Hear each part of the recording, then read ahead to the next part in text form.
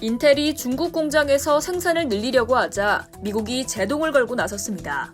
이에 조 바이든 행정부의 중국 견제 불똥이 우리 기업에도 튈 수 있다는 우려가 점점 커지고 있는데요. 블룸버그 통신에 따르면 인텔은 반도체 공급 부족을 타개하기 위해 중국 청도 공장에서 반도체 재료인 실리콘 웨이퍼 생산을 늘리려던 계획을 최근 접었다고 합니다. 이 매체는 인텔의 계획 수정 배경에는 백악관의 반대가 있었다고 합니다. 백악관이 잠재적인 안보 위협을 이유로 레드라인을 제시했다는 건데요. 바이든 정부로부터 반도체 인센티브 지원을 기대하는 인텔은 백악관의 요구를 외면하지 못했다고 블룸버그는 전했습니다. 미국에선 반도체 업계에 520억 달러를 지원하는 법안이 하원에 계류 중이죠. 바이든 정부는 올 1월 출범 직후부터 자국 반도체 업체의 중국 현지 투자 확대로 중국의 반도체 기술이 발전할 가능성에 대한 경계심을 공공연하게 내비쳐왔습니다. 이와 함께 핵심 부품 공장은 미국 내로 유치하는 데 초점을 맞추고 있는데요.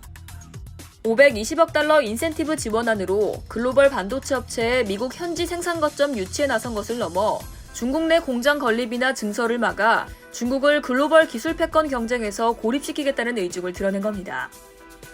반도체 업계 관계자는 백악관이 자국 기업을 상대로 먼저 신호를 보낸 것이라며 이쯤이면 다들 알아듣겠지라는 건데 중국 기술 굴기에 싹을 자르겠다는 이런 시도가 앞으로 글로벌 업체를 대상으로도 이어질 수 있다고 전망했습니다.